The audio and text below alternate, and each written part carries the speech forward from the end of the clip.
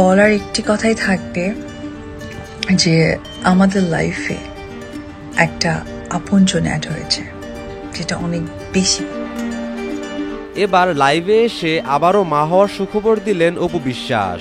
Cinema ব্যবসায় লোকসান হবে বলে সাকিব অপু দুজনেই সুখবরটা গোপন রাখতে চেয়েছিল, কিন্তু অবশেষে আমরা জানতে পারলাম সুপারস্টার সাকিবের ঘরে একটি মেয়ে বাবু আসতে চলেছে।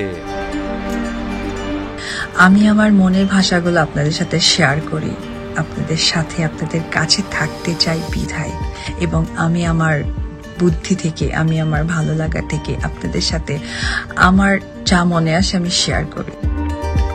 অপু আরো জানায়, মেয়েবাবু আসবে এ খবর শুনে সাকিব তো খুব খুশি, কিন্তু জয়ের জন্য আমার মনটা খারাপ লাগছে।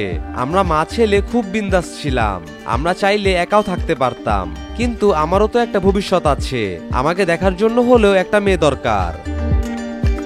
যেটা আমাদের মিসিং সেটা হচ্ছে আমাকে কেউ দায়িত্ব করে নেবে, সেটা অনেক বড় মিসিং।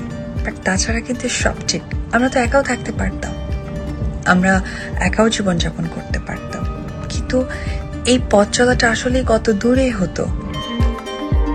সবশেষে অপু জানায় সাকিবের ইচ্ছে আরো 4টা বাবু নেওয়ার, ওর নাকি বড় পরিবার পছন্দ, আর একটা সন্তানকে বড় করতে পারলে ভবিষ্যতে সে আমাদেরকে সাপোর্ট দিতে পারবে।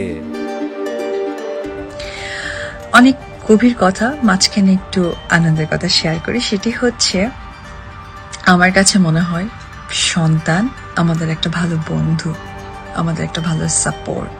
তাদেরকে যদি আমরা মানুষের মতো মানুষ করতে পারি, মানুষের মতো করে বড় করতে পারি, তারা আমাদেরকে একটা ভালো ফিডব্যাক অবশ্যই দেবে।